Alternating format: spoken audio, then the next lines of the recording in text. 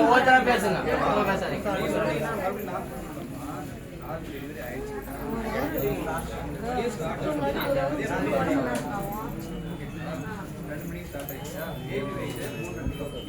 கண்டினியூஸா கர்ப்பப்பை வந்துட்டு கண்ட்ராக்ஷன் வேலை செய்யலாம்.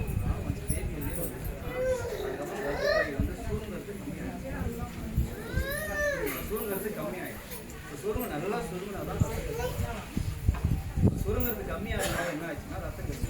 பட் அவங்க உண்டான இன்ஜெக்ஷன் மேக்ஸிமம் என்னென்ன போடணும்னு சொல்றாங்க. அதுக்கப்புறம் திருப்பதி ஜிஹெச் ஃபோன் பண்ணி அங்கே லேடி டாக்டர் இருப்பாங்களா அவங்க கூட கேட்டு அதுக்கப்புறம் என்னென்ன பண்ணணும்னு எல்லாத்துக்கும். சரிங்க சார், அது ஒன்றும் ப்ராப்ளம் இல்லை சார். இப்போ அடிப்படை வசதி இருக்கா இல்லையா? இங்க எல்லாம் இருக்கா? போட மாட்டேன்றீங்க. எத்தனை போட மாட்டேன் போட வந்தா திருப்பதி அமைச்சிருக்கீங்க போடுறதுக்கு. அதாவது இந்த பேஷண்ட்டுக்கு என்ன விஷயம்ன்றதை நீங்க கேளுங்க, நான் சொல்றேன். மற்றதெல்லாம் என்னென்ன ப்ராப்ளம் அதே தனியாக கேட்கணும் சார். பிரச்சனை வரும்போது தான் எல்லாத்தையும் கேட்க முடியும். மற்ற ரெஸ்பான்ஸே பண்ண மாட்டேங்கிறீங்க. மற்ற ரெஸ்பான்ஸா பண்ணா கிடையாது பண்றதுல.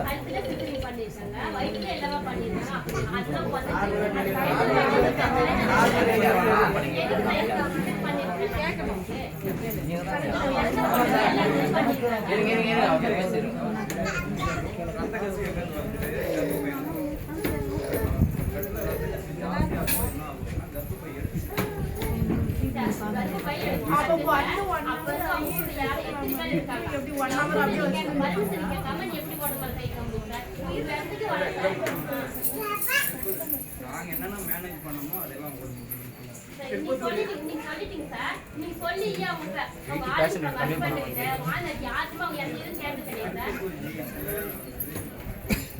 சார், அந்த குழந்தையோட பேபி வெயிட் இருக்கிற பேஷண்ட் கன்வே பண்ணீங்களா சார்?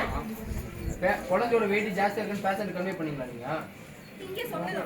நீங்க இங்க வந்து அட்மிட் ஆனதுக்கு அப்புறம் சொன்னா நாங்க கேட்கல. நானு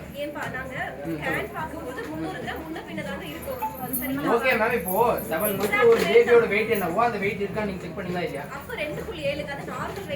ஓகே, அப்ப எப்படி நீங்க அந்த 2-3 monthsல குழந்தையோட வெயிட் வந்து இன்க்ரீஸ் ஆகுமா? 15 நாள்லயே இன்க்ரீஸ் ஆகும்க்கா. 15 நாள்லயே வெயிட் அதிகமாகும். சரி, நீங்க வந்து அவங்க அட்மிட் ஆனோம் நீங்க இன்ஃபார்ம் பண்ணீங்க உங்களுக்கு குழந்தையோட வெயிட் இருக்குன்னு சொல்லிட்டு. வந்த உடனே ஸ்கேன் பண்ணலீங்களே. ஏன்னா வந்து ஃபுல் டைலட்டேஷன் கர்ப்பப்பை ஃபுல்லா இருக்கும்போது நம்மளால பார்க்க முடியாதுங்க. அதெல்லாம் அந்த டைம்ல தெரியாது. கர்ப்பப்பை ஓபன் ஆயிடுச்சு, நம்ம டெலிவரி ஆயிடுச்சு, நம்ம அனுப்பவும் முடியாது. அனுப்புனீங்கன்னா பாதிகால டெலிவரி ஆயிடும்.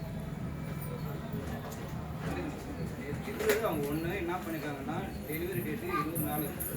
ஸோ நம்ம இன்னும் 20 நாள் இருக்குது. இப்போ வந்து அது பிரசவ வலி இல்லை. அதான் இங்க பார்த்தா அவனை செட் ஆகாது. நீங்க வாங்க.